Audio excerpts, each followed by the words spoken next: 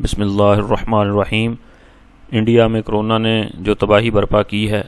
وہ خود سے نہیں آئی، بلکہ ایک منظم طریقے سے ایک منصوبے کے تحت لائی گئی ہے۔ مودی نے امریکہ کے ساتھ مل کر امریکہ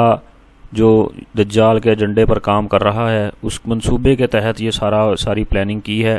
اور یہ بیماری انڈیا میں لائی گئی ہے۔ جس طرح امریکہ نے اپنے ملک میں ایسے لوگوں سے جان چھڑوائی جن کو وہ سمجھتے ہیں دجالی ایجنڈے کے تحت کہ یہ افراد جو ہیں یہ ملک پر افرادی طور پر بھی بوجھ ہیں اور مالی طور پر بھی بوجھ ہیں اور آنے والے دنوں میں یہ زیادہ مشکلات پیدا کریں گے ہمارے لیے،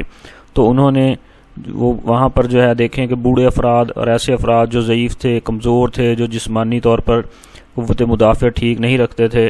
وہ سارے لوگ ادھر امریکہ میں جو ہے انہیں قتل کر دیا گیا ایک طرح سے۔ اور اسی طرح یہ سازش انڈیا نے بھی اسی طریقے سے اپنے ملک میں دہرائی ہے، اور انہوں نے بھی ایسے لوگ جو بوڑھے تھے اور جو ضعیف تھے، بیمار تھے، جو ایسے جوان تھے جو ملک پر ان کے دجالی ایجنڈے کے حساب سے بوجھ بنیں گے، ان سے جان چھڑوانے کے لیے اس ملک میں بھی یہ بیماری مسلط کی۔ آنے والے وقتوں میں یہ باتیں کھل جائیں گی۔ یہ دجالی ایجنڈا جو ہے یہ ایک بہت ہی خوفناک سازش لے کر سامنے آ رہے ہیں، اور اس پر جو ہے ان کے کام بڑی تیزی سے ہو رہا ہے، اور آنے والے کچھ سالوں میں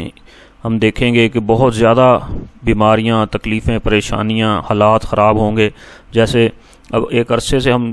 دینی طبقہ جو ہے وہ یہ کہہ رہا تھا کہ یہ جنگیں جو ہیں یہ آہستہ آہستہ مسلط کی جائیں گی۔ آج کل ہم دیکھ رہے ہیں کہ ایران اور اسرائیل کی جنگ جو ہے وہ آہستہ آہستہ زور پکڑے گی، اور اس جنگ میں اصل جو ٹارگٹ ہوگا، جو اصل ہدف ہوگا، وہ سعودی عرب ہے۔ تو ایسے ہی پاکستان اور انڈیا ان کا دوسرا ہدف ہے، یعنی کہ یہ دو مین ہدف ہیں پاکستان اور انڈیا اس کی تیاری کر رہا ہے کہ جب ہماری جنگ ہو تو ہمارے پاس ایسے افراد نہ ہوں کہ جو ہمارے لیے پریشانی کا باعث بنے، اور جن کو